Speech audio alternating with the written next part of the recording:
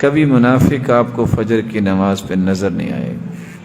مومنوں کا رویہ ہے کہ وہ لوگ فجر کی نماز پڑھتے ہیں، اس لیے اللہ نے فجر کی نماز میں 2 سنتیں بھی اپنے پیغمبر کے ذریعے رکھی ہیں، اور ان کے بارے میں فرمایا ہے رکعتا الفجر خیر من الدنیا وما فیہا۔ اس کا ترجمہ میں بعد میں کروں گا۔ پتا کسی کو کہ پہلے 10 لوگ جو دنیا میں سب سے زیادہ مالدار ہیں وہ کون ہیں؟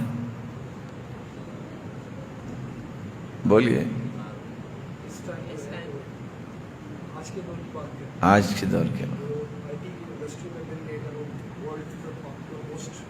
بل گیٹ کتنے ڈالرز کا مالک ہے؟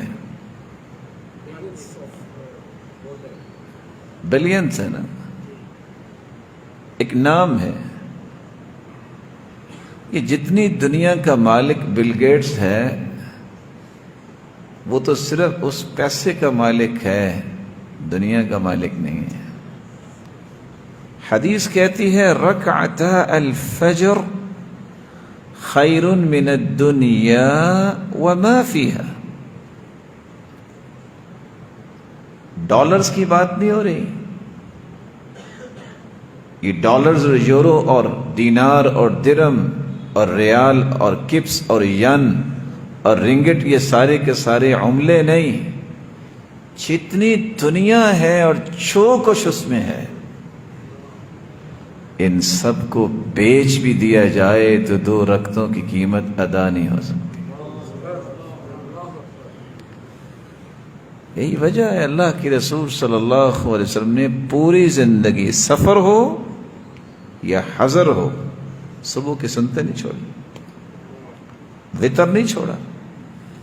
آپ سفر میں ہوتے ہیں، نماز قصر کرتے ہیں، آپ ظہر کی 2 رکعتیں پڑھتے ہیں، باقی 8 نہیں پڑھتے، عصر کی 2 رکعتیں پڑھتے، مغرب کی 3 رکعتیں پڑھتے، عشاء کی 2 رکعتیں پڑھتے، لیکن سفر میں بھی وتر اور صبح کی سنتیں نہیں چھوڑتے۔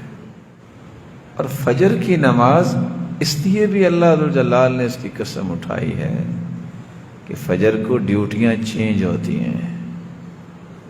جو فرشتے فجر سے لے کر عصر تک انسان کے ساتھ رہتے ہیں وہ فجر کے وقت آتے ہیں، وہ عصر کی نماز جب شروع ہوتی ہے تو واپس چلے جاتے ہیں، نئے آ جاتے ہیں۔ رسول اکرم صلی اللہ علیہ وسلم نے فرمایا کہ فجر اور عصر کے وقت فرشتوں کی ڈیوٹیاں چینج ہوتی ہیں۔ اللہ پوچھتے ہیں اچھا تم کدھر گئے تھے؟ حالانکہ اللہ نے بھیجا، اور اللہ کے علم میں بھی ہے کہ کہاں گئے، لیکن چونکہ گواہی ان کی ڈالنی ہوتی ہے تو اللہ تعالیٰ پوچھتے ہیں۔ وہ کہتے ہیں من عند عباد لک فی الارض، اللہ زمین میں تیرے بندوں کے پاس گئے تھے، اچھا کیا کر رہے تھے؟ جواب سنیے گا، اتیناہم وہم یصلون وترکناہم وہم یصلون۔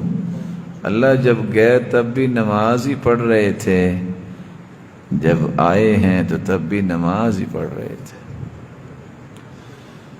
اللہ تعالیٰ فرماتی ہے پھر گواہ رہنا، یہ جتنے لوگ فجر اور عصر میں شامل تھے نا، گواہ رہنا میں نے ان سب کو معاف کر دیا۔